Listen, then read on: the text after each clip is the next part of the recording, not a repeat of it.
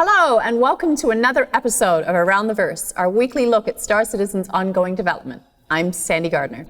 And I'm Chris Roberts. So today we're going to take a look at the work that went into creating engine trails, atmospheric entry effects, and some of the other cool visuals we are planning for 3.0. But first, let's head to Austin for a studio update. Hey guys, Jake Ross here, producer in Austin. The wheels are in motion on several features here in Austin. Let's dive right in and see what's been going on this month. On the design side, we've been doing a new pass on the Price Fixer tool, which is the master Excel sheet where all of our pricing structure is laid out. We've got a bunch of new assets that have come online, and our designer working on it, Pete McKay, has all the new ships, new items, new armor suits, and some other FPS goodies. So Pete has been working to make sure they all fall within the pricing balance of the game, as well as balancing them to the most recent design pass of the items. What's really exciting about this now, as opposed to 6 months ago, is that we're getting far enough with the overall design of the items in the game to better understand the gameplay implication of the items. Although this has required us to go back and make another pass through the items to bring older items in line, we're now able to more accurately predict where their base prices should sit. On top of this, as we are getting new missions in the game, we are doing an additional pass on mission rewards, insurance prices, and respawn timers. We are also setting up the shop inventories utilizing the new shop tech from LA Engineering team. In addition, we are getting NPCs into some of the main hub areas of our PU landing zones. Junior designer Robert Gaither has been focusing on Grim Hex in order to prove out the behaviors. The plan is to extend these general behaviors to the other landing zones like Port Olisar and Levski. The overall goal here is to start to create a general sense of ambience and start to bring the levels to life. Finally, we have Miles Eckhart. Getting Miles Eckhart, our mission giver, into the game has required a lot of collaboration and work from several different teams. The usables team has created the tech that allows us to link extraneous objects, such as the bar stool, to other usables, the high bar table, and still register items on the table properly, such as Eckhart's glass. The mission system team has given us the ability to look for missions with the Eckhart tag, figure out what is currently available for players, and pass those via subsumption to the player's mission log for acceptance or rejection.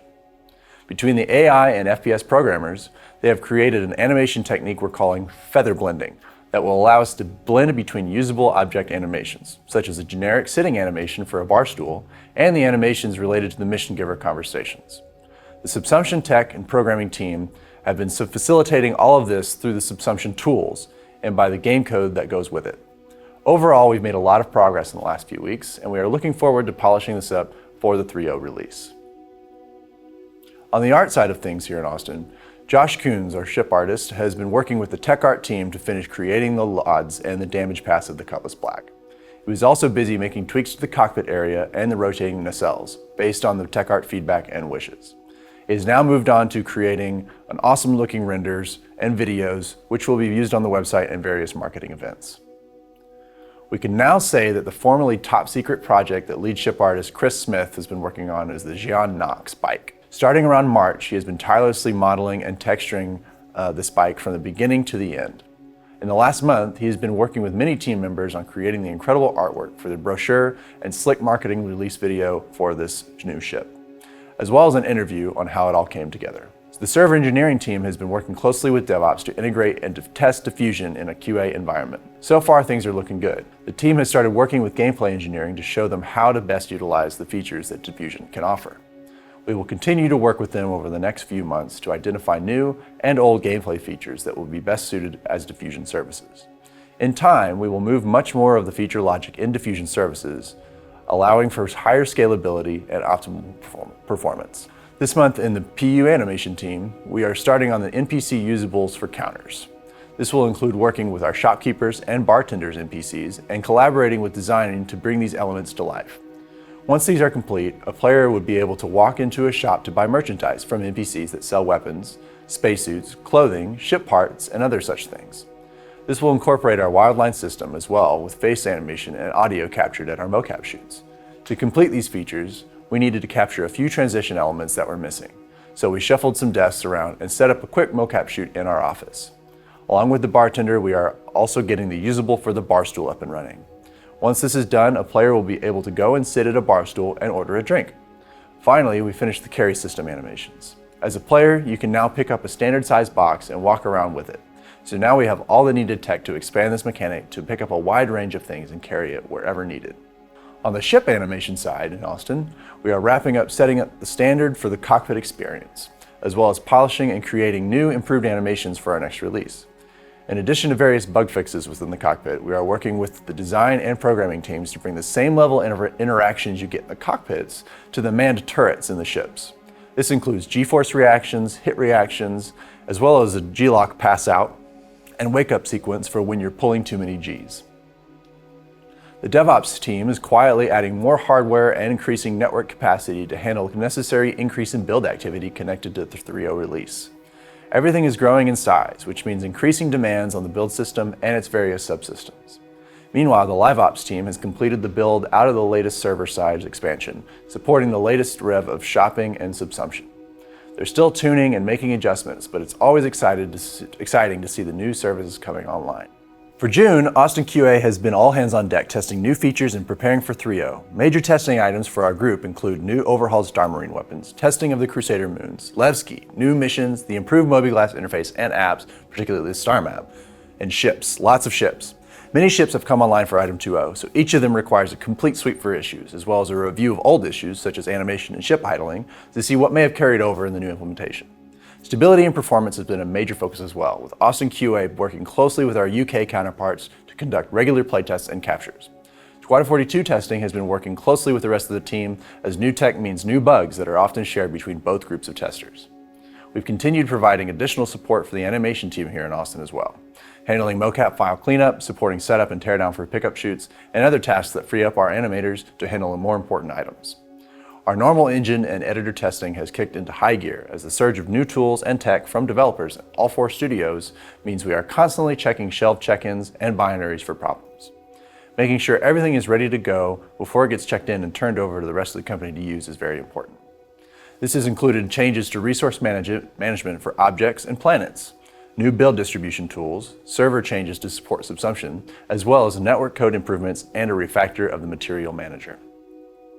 The player relations team continues to prepare for upcoming 3.0 work and can't wait to give to the backers the new player experience that will go on the website and match the new content coming up in the game.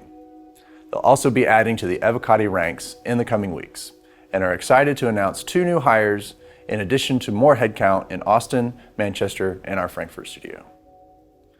Work continues at a breakneck pace, and so does our excitement about the upcoming release.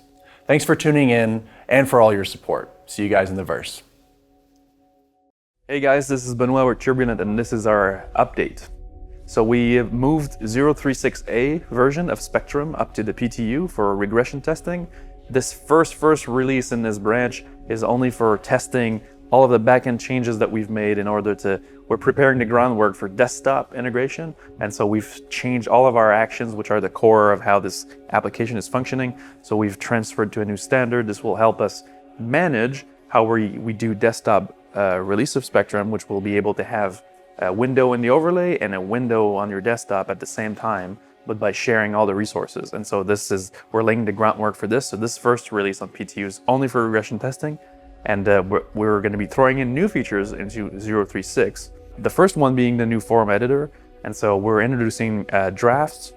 So when you create new posts in a thread, we will save your draft so you can go back to browsing and then come back and complete your draft for every thread. We're going to allow you to do inline images. And so we're changing all of the way the markup processing is working in the editor, adding more markdown support for more styling, like styling of links, inline images, so you're not forced to use the frame that we have for all the images or when you make galleries. And so we're hoping that this is what you guys wanted. So we've done a lot of work on the editor on that front. Another major feature in 036A is custom roles. That's the big feature. And so we've been working hard at creating the new member lists that you can see directly from your Spectrum org management part. Then you'll be able to change roles of your users, simply by visiting their profiles. And so the custom roles system basically allow you to create new roles that have their custom set of permissions on top of the ones that are provided by the org system. And so this should give you guys a lot of flexibility in how you assign people to groups, how you let them see specific subforums or subchats within your orgs. What goes with this is also an update to mini profiles. We're not happy with the way mini profiles have been working up to now, and so we've been changing that. So we're going to a more compact setup that will have a set of actions on all of them. One thing that we're trying to implement at the same time as we're bringing these new member profiles in is we're going to be re-implementing post counts. And so now you'll be able to see post counts for all the users on the system. So you'll be able to see how many posts they've made, how many replies they've created. And we're also introducing the concept of karma. So when people upvote content that you've created, you gain karma, and that is shown in your Spectrum mini profile. This new succinct profile also will have a hot link to message people, so you don't have to click on them and click on private message. You can just message them directly. So this is our 036 version. We're going to be starting to merge our branches very soon. More groundwork on the back end on voice. So we're really hard at work right now working the transmission part of our voice infrastructure, how we're going to be able to have servers directing and routing people to different voice servers, how that's going to work, and what kind of data channel we're going to have, because we have additional data to carry in this project, not just voice. And so we need to be able to carry these data channels as well. And so we're looking at how we're going to be doing that. So there's resources dedicated to that right now. Totally unrelated to Spectrum, we've been working for 3.0 for a new system to handle crashes.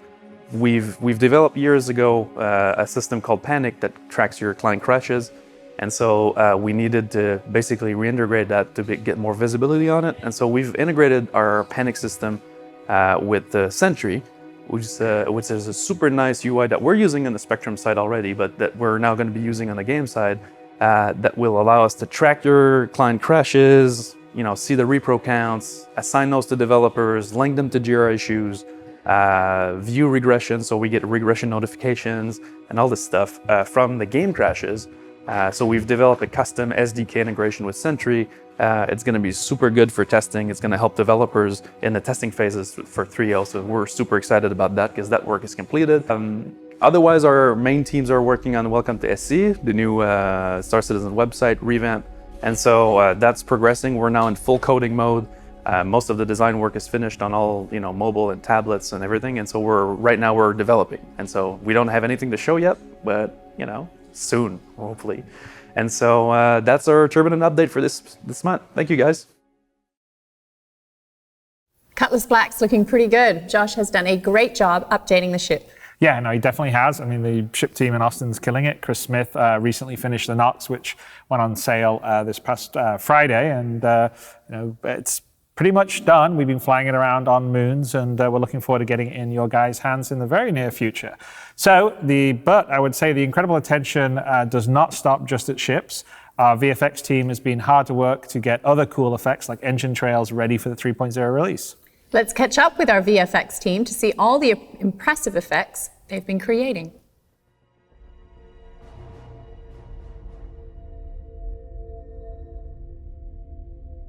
I'm Mike Snowden, I'm the visual effects director. We get to play with lots of particles, of which there are many in Star Citizen, from a kind of wisp of steam from a mug on a table to a capital ship exploding. There'll be effects needed for both of those things and anything in between as well. The challenge with VFX is maintaining the level of fidelity, the kind of quality, the visual quality that Star Citizen requires, maintaining that across that kind of range of scale, seeing these kind of things up close versus seeing them way, way off in the distance and making sure they always look good.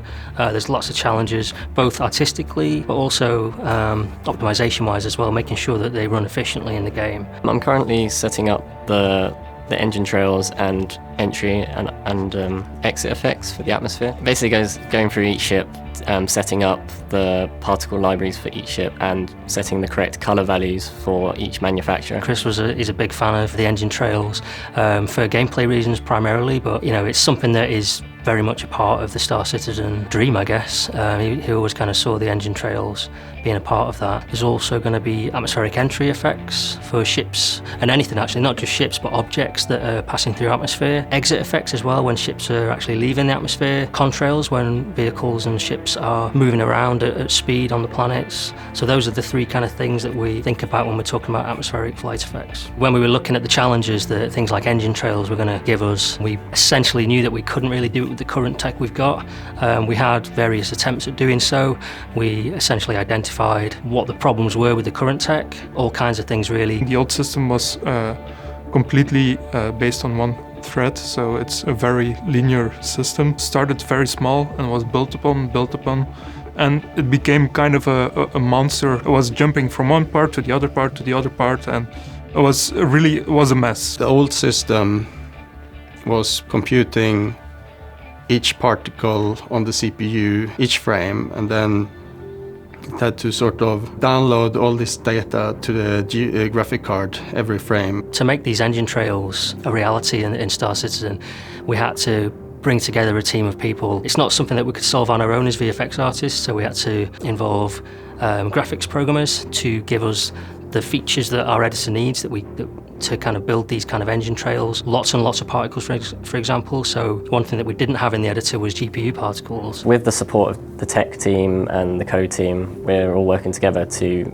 generate this GPU particle system, which is essentially the driving force of these trails and entry and exit effects, because at the moment we can only put a certain amount of CPU particles on screen before it affects the CPU, of course. To speed up the system, we have to reorganize the design based on how a modern PC works. Data can take like a slow path and a fast path. And part of this is also to reduce the amount of data that the CPU has to upload to the GPU each frame. We can do it in a way where we only uploads when the particle is born, the data gets uploaded. In some cases we don't even have to, the data just needs to be uploaded once, and then it can sort of manage itself on the GPU without the CPU having to intervene very much. We have these two concepts of deterministic and non-deterministic particles. Well, not deterministic and non-deterministic states. And most of the states are deterministic, which means that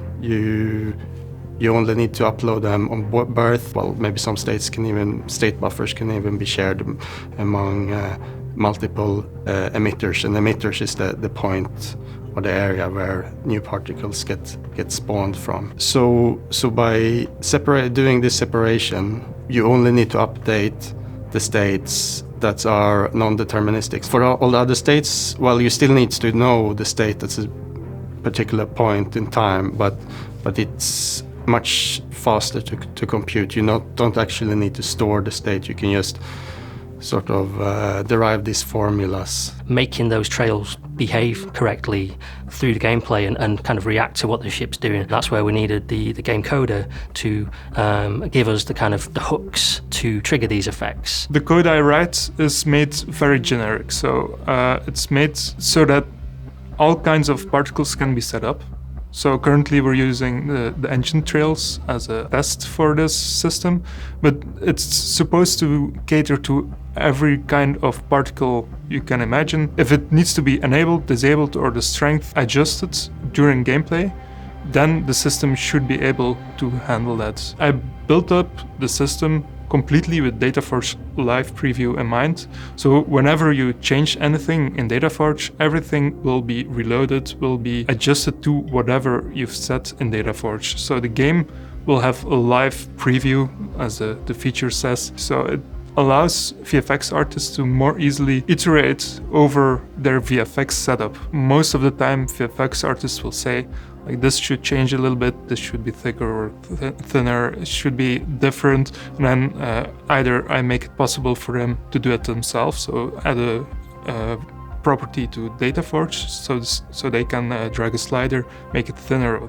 or thicker. But sometimes I'll have to go in code, get some other strength from like the thruster strength or the boost strength, and add it in a formula so they can use it better. When all the effects are complete, we will be able to lay down the foundation of setting up new effects. Today, for example, I finished the code for first iteration of collisions. Non-deterministic particles can, you can shoot them into a scene and it will bounce off the geometry in the scene. We have another feature, and that's fields. It's a way to compute the field around a geometrical shape. So we want to use this on on the ships, when you pass through particles, they will sort of get transformed along the field. The great thing about engine trails and atmosphere is that even on the moons, it's going to be an atmosphere.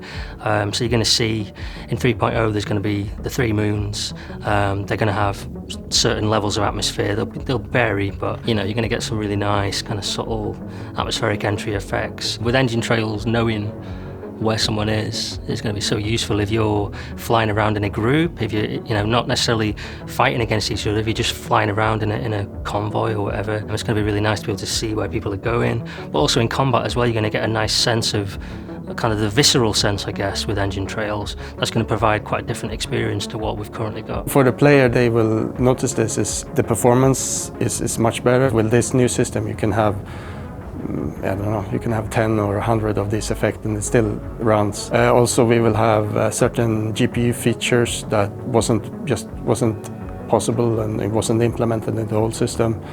And in general, our intention is that the visual quality will be much better. It will be much cooler, much more dynamic effects. It's really great to be able to focus on really cool new things that we can use again across the game. Really, the hooks that we've got from game code now are going to help us drive all kinds of new features and effects. The graphics side of things, the new particle system itself is going to enable us to kind of create more stuff as well. So where we had maybe 100 sparks before, we're going to be able to have 1,000 sparks. And as a VFX artist, it's kind of exciting to be able to do that, especially on the scope of our game.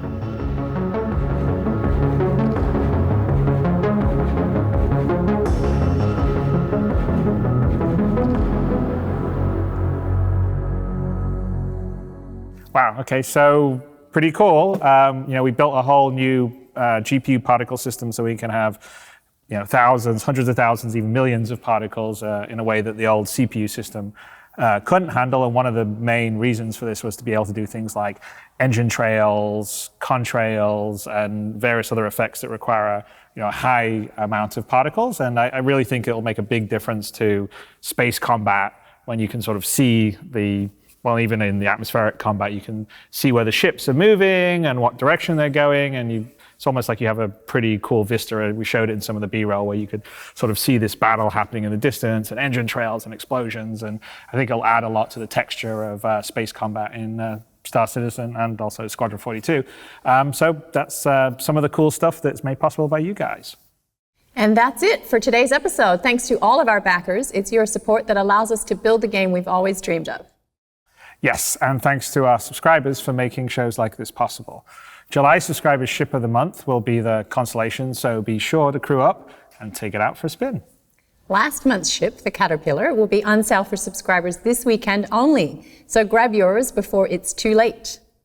Yes, and don't forget to tune in tomorrow for a special happy hour where the community team will be answering your burning questions. Hopefully, I'm not sure if that's about entry or re-entry or whatever, about Star Citizen. And until next week, we'll see you around the verse.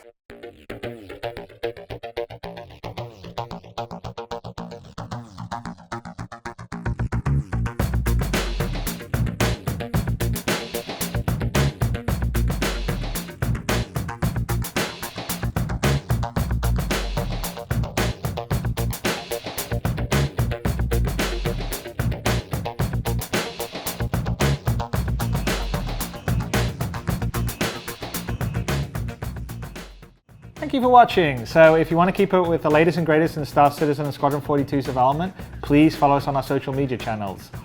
See you soon.